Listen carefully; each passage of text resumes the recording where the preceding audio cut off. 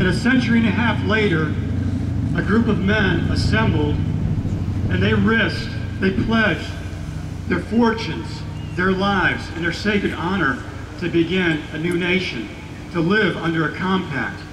And you know, some of them forfeited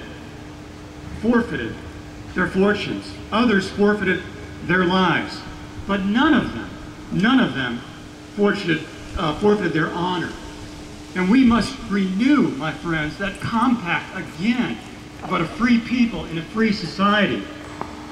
Now, you have to think about it, where our tax burden is today. And this should concern all of us, because no nation in history has ever survived a tax burden of 1/3 its national income. And that's where we are, folks. This is a serious time, a very serious time. And we can't look at things as Democrat, Republican, left or right.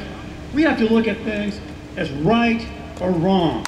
If we're going to move forward or we're going to move backward. I say it's time to move forward. We have to move forward. That's why we reject the notion today, and let's be clear on this, we reject the notion that the American taxpayer exists to simply fund the federal government. Yeah. No, we don't exist to fund the federal government. The federal government exists to serve the American people. And we have to get that back, my friends. We have to remind our politicians of this fact. Now, the private sector must be left alone. It has to be left alone in order to create wealth and prosperity and jobs. You know, I'm concerned about the size of this government and where it's going. I've never seen anything like it. It's like a runaway freight train. That's right, that's right. And we have to remember that no government ever has reduced itself in size. That's right. That's right. No government program has ever gone away voluntarily, okay? Somebody has to do something about it.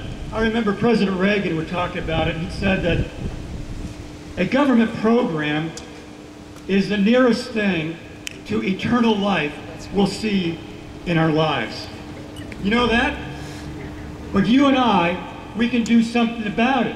President Reagan would also remind us, on a much more serious note, that freedom is precious. And freedom is always just one generation away from extinction. Each generation must fight for freedom. Freedom only comes once. And we have to do whatever it takes to preserve it for ourselves and our children and our grandchildren, my friends. That's why you and I have got to have the courage, like never before, to stand up to our elected officials. We've got to let them know that we are watching, that we are engaged in the process, that we will vote, that we will vote for candidates, we'll vote them in office or out of office, we'll run for office if necessary, and we're going to take this country back, one precinct, one school board, one city council, one county, one city, and one state at a time, but we're going to start taking it back. Yeah. It's time to renew that compact, my friends. We must do it. Now, the political elites in Washington, they want us to put all of our trust, all of our hopes, and all of our dreams in one man. They say, trust that one man. Well, you and I believe something different, don't we? We don't trust any person. Our trust transcends persons or parties. Our trust is in we, the people. Our trust is in God we trust, my friends. God bless America. Thank you very much, and let's keep it going.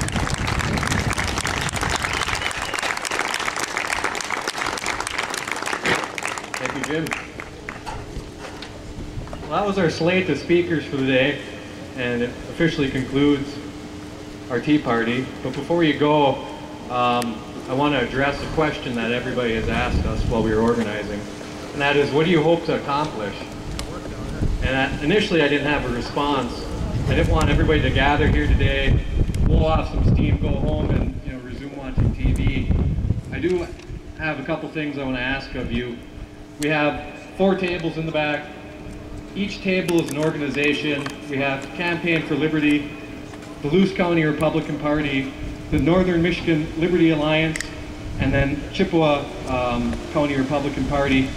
If any of those interest you, we're actively seeking volunteers, help. Please sign up.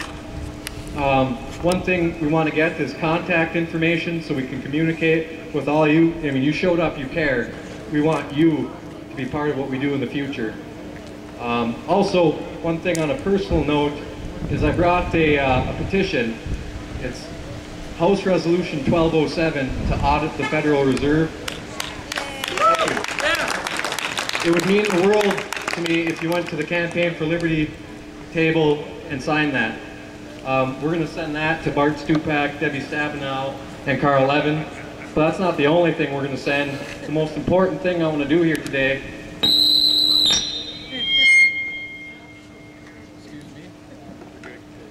The most important thing we come here to do today is we have this banner here. It's a white sheet. We have an entire cooler of tea bags and tea, and we're going to stain this sheet, cut it into thirds, and send it to our representatives. So please come up here, grab a tea bag, and pepper that thing.